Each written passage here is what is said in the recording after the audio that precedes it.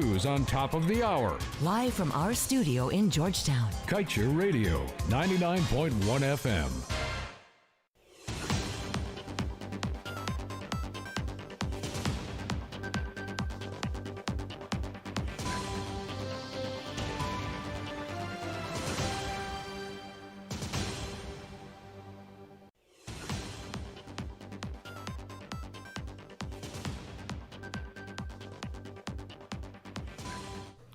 Hello, welcome to your news at noon on Kaieteur Radio for January 29, 2020. I am Kevin Smith. Before we get to the top stories of today's newscast, let's get to today's front page comment of the Kaieteur News. More FDPs mean more tombstones in economic graveyard. The costs associated with each new field development plan, or FDP, keep increasing steeply by billions of dollars. Liza 1, Liza 2, and Kaieteur 3 have saddled Guyana with a $18 billion in costs. However, as we reported yesterday, Exxon is not satisfied with what it has already squeezed from us. It now wants to submit a fourth FDP for approval by December 2021. The costs associated with the fourth FDP are estimated to be another $6 to $9 billion. When added to the costs of the previous Liza fields, Guyana would be indebted to the tune of almost $30 billion. And that does not include interest. Our feeble political leaders have placed us in this jeopardy. They now stubbornly refuse to renegotiate the oil agreement so that we can get a fair deal and reduce our future indebtedness. Liza 1, Liza 2, and Kaieteur 3 stand as the first tombstones in Guyana's economic graveyard. And now, with this proposed fourth oil project, our oil hopes will now be consigned to the burial ground of dreams. Based on our leaders' shabby record of negotiation, Exxon should face little resistance in securing an expeditious approval of its fourth FDP. Our leaders have betrayed us. Instead of riches, they are burdening us with multi-billion-dollar bills. Guyanese, understand what is involved and where you stand. And now for the top stories we are tracking. Venezuela ramps up naval activity in Guyana's waters since Maduro's decree. ExxonMobil to accelerate search for more oil, with 12 to 15 wells this year. 2 drill ships already lined up for March and April. Former finance minister says raising public debt ceiling spells danger for future and current generations, and man admits to killing sleeping vagrant with brick. Meanwhile, out of 180 countries, Guyana ranks 83 on corruption index. Stay tuned to stay informed.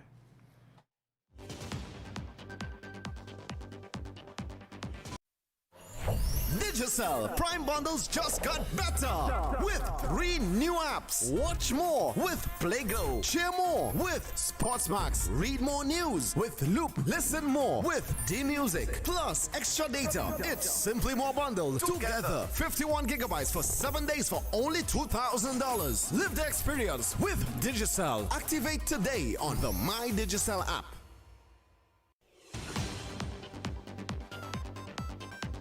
And now for the news in detail.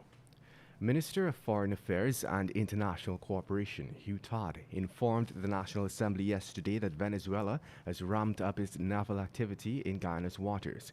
This is following the January 7, 2021 decree made by President Nicolas Maduro, in which he laid fresh claims to the Essequibo.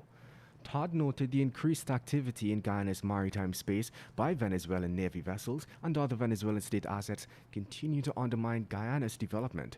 The Foreign Affairs Minister explained too that such illegal activity threatens Guyana's sovereign rights of its maritime space and hinders economic activity.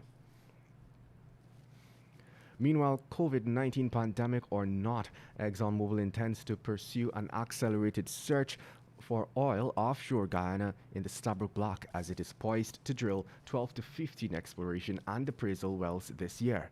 This is according to its junior partner on the block, Hess Corporation. Its Chief Operating Officer Greg Hill disclosed that the wells will target a variety of prospects and play types. In March, Hill said the partners expect to spud the Longtail 3 appraisal well. Now moving to April, Hill said that Hess expects that Exxon will spud the Yellowtail 2 appraisal well. And moving on. Following the tabling of 2 orders yesterday in the National Assembly by Senior Minister with responsibility for finance, Dr. Ashni Singh, to raise the debt ceiling for domestic and external debt by $500 billion and $650 billion respectively, several members within the political opposition have expressed great concern about the implications of this decision for the nation's taxpayers. Former Minister of Finance, Winston Jordan, was keen to note that the raising of the debt ceiling essentially spells danger for the current and future generations, who would be made to service the ballooning debt. And now let's tell you the suspect held for bludgeoning a sleeping vagrant to death on Wednesday has admitted to the heinous act. The vagrant was slain around 3 hours 30 while lying on the pavement located at the corner of Camp and Robb Streets in Georgetown. Cops had later arrested a man who they believed had murdered the vagrant hours later at a location in Charlotte Street. The suspect, according to police, is a 27-year-old resident of Toucan Street, South Rheinveld. And now let's tell you, according to Transparency International and its 2020 Corruption Index, Guyana is still perceived as a highly corrupt nation. Out of 180 nations that were assessed for perceptions of corruption last year, Guyana came in at the 83rd position with a score of 41 out of 100, alongside southern African country Lesotho and the French-speaking African nation Benin. The Corruption Perceptions Index scores 180 countries and territories by their perceived level of public sector corruption, according to experts and business people, using a scale of 0 to 100, whereby 100 is very clean and 0 is highly corrupt. It is now 12 hours 6. You're listening to Kaieteur Radio, and this is your news at noon. We will return after the break.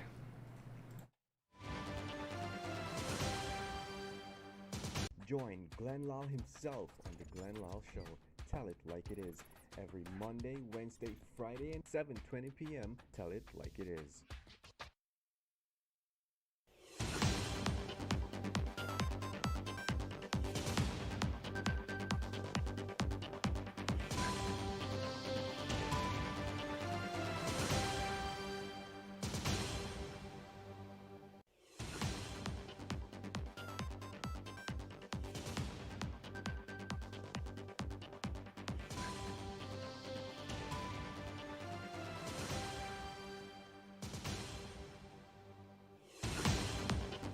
Welcome back. Before we continue with the news, let's get to today's page 7 blonde comment of the Kaieteur News.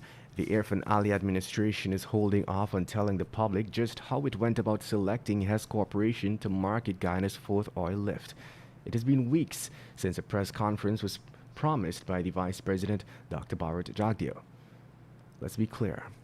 Guyana cannot succeed if the PPPC gives out another 23 years without transparency and accountability. Come out of the shadows, Dr. Jagdeo, and prove to this country that all transactions were above board. And in your news, Guyana's small and medium-scale miners have accounted for more than 80% of the country's gold production for 2020, raking in approximately $808,587,118 in export earnings.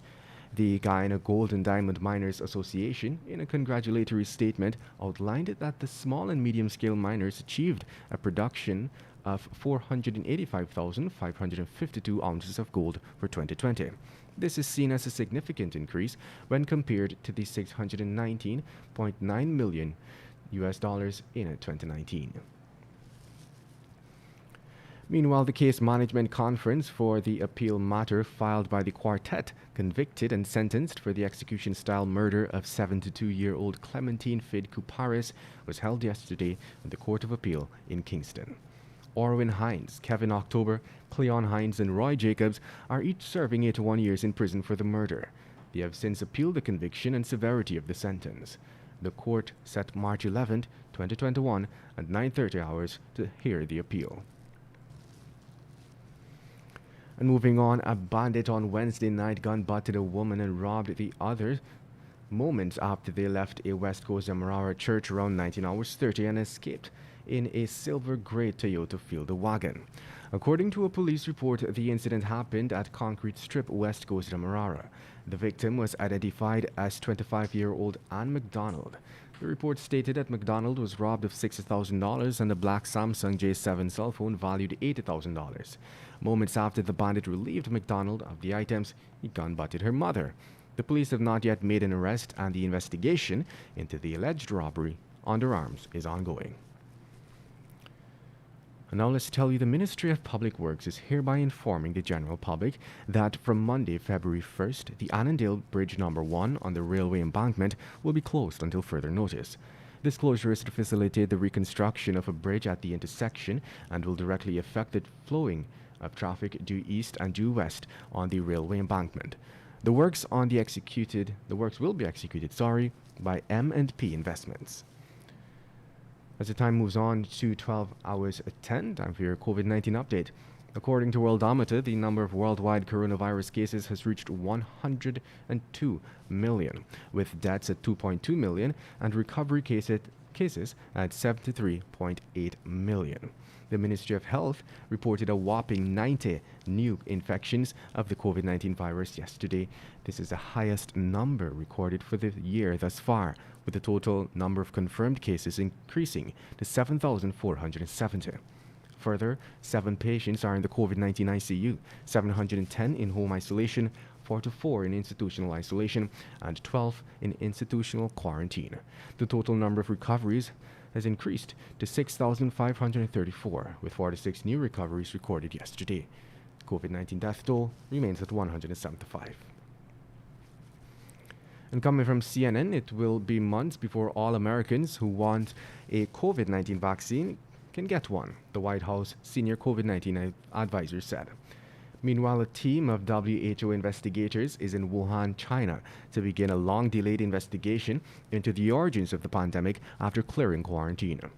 And the hope stemming from the decrease in COVID-19 numbers has been blunted by the spread of new coronavirus variants.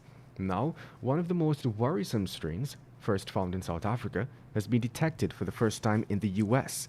On Thursday, South Carolina officials confirmed 2 cases of the more contagious strain, also known as B1351.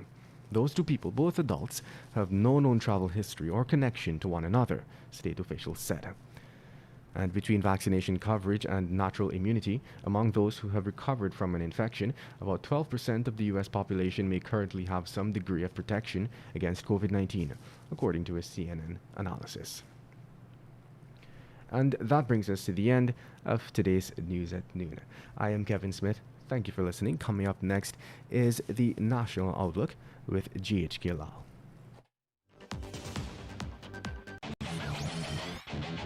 Want value for your advertising dollar? Then place your ads on Kaieteur Radio's newscasts.